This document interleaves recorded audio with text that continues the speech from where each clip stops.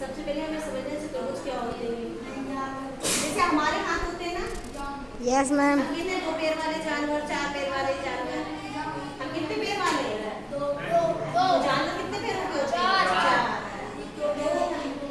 ये इनके हाथ है, इनको बोलते हैं भुजाएं।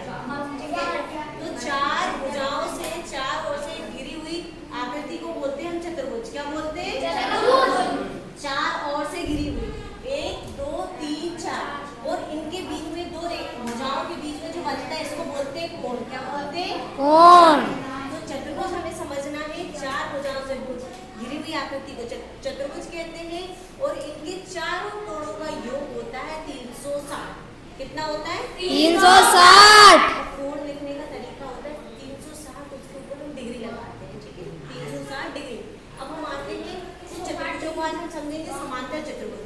समांतर चतुर्भुज क्या होता है? ऐसा चतुर्भुज जिसकी चारों भुजाएं समान हो।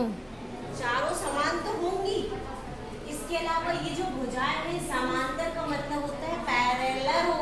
ये दोनों समांतर हो, ये दोनों आपस में और ये दोनों आपस में क्या होंगी? समांतर होगी। समांतर होने के साथ साथ ये जो है इसे बोलते हैं विकर्ण। क्या बोलते हैं? विकर्ण। विकर्ण का नाम है AC और DB। तो जो विकर्ण होता है वो विकर्ण एक दूसरे को समद्विभाजित करता है, अर्थात आधे आधे भाग में उसे बिल्कुल बराबर बांटता है। ये जो रेखा है, इस रेखा को DB ने बिल्कुल, ये दोनों बराबर है आपस में और ये दोनों आपस में बराबर है। भले आपको देखने में हल्का सा लग रहा हो, लेकिन बराबर मान के चलो, क्योंकि होता ही है। ठीक है, इसके कोण जो है सामने सामने के कोण आपस में, ये इसके और ये इसके आपस में बराबर होता है। हमें क्या याद रखना है? समांतर चतुर्भुज भुजाएं समांतर होती है एक दूसरे के, 2 भुजाएं आपस में समांतर होती हैं और समकोण कोण बराबर होते हैं, और ये जो विकर्ण है एक दूसरे को समद्विभाजित करते हैं। ठीक है, अब हम देखते हैं दूसरा समचतुर्भुज। समचतुर्भुज में क्या है? समचतुर्भुज में चारों भुजाएं समान होती है, समान अर्थात बराबर होती है, और एक दूसरे के समांतर भी होती है। जो हमने इसमें समांतर देखा, लेकिन ये कुछ आयत की तरह दिख रहा था, है ना? और इसमें क्या है? ये चारों आपस में बराबर भी होंगे और समांतर भी होंगे। और चतुर्भुजों का हम नाम लिखते हैं ABCD,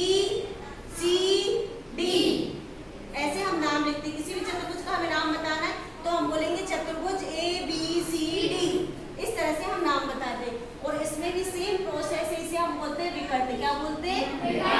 AC विकर्ण है, BD विकर्ण है, तो AC विकर्ण को DB विकर्ण बिल्कुल बराबर भागों में बांटिए, अर्थात ये दोनों आपस में बराबर होते हैं और ये इसके बराबर होती है।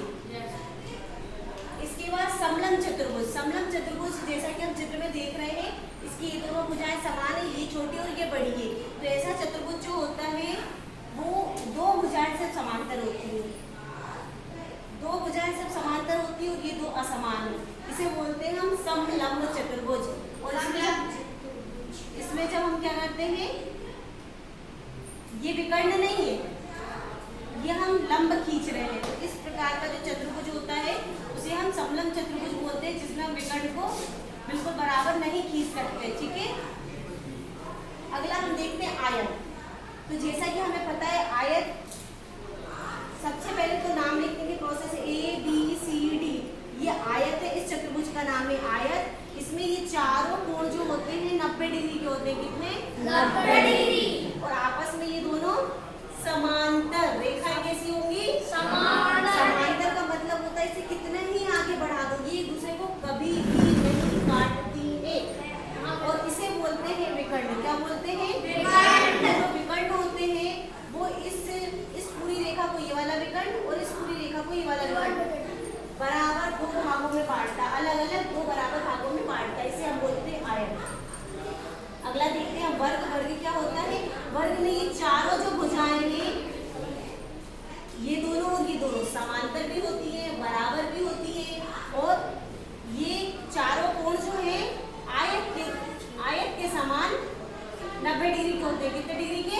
90। ये छोटा सा अगर चिन्ह बना है और कुछ नहीं लिखा तो आप समझ जाइए कितने डिग्री का कोण है? 90। आपको याद ही रखना है। और जैसे कि मैंने इसमें विकर्ण बताया, इसमें भी जो विकर्ण होते हैं वो एक दूसरे को बराबर भागों में विभाजित करते हैं और इसके चारों कोण आपस में बराबर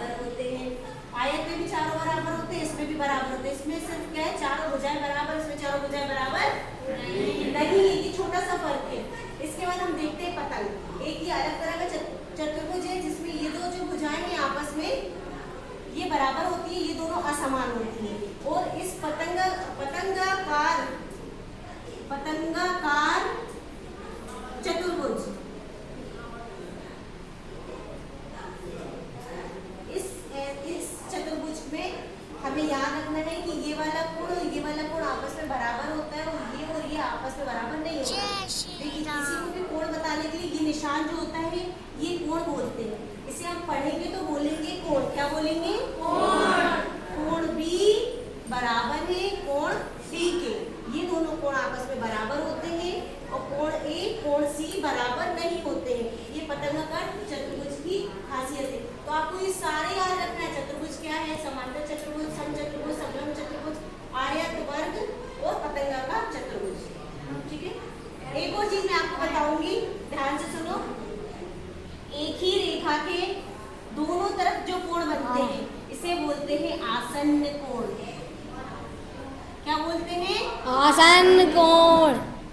और हमेशा याद रखिए कि आसन्न कोण आपस में दो कोणों का योग होता है 180। आसन्न कोणों का योग 180। आसन्न कोणों का योग होता है 180। ये हमें अधिकतर प्रश्नों को हल करने में काम आएगा। और जो बराबर होते हैं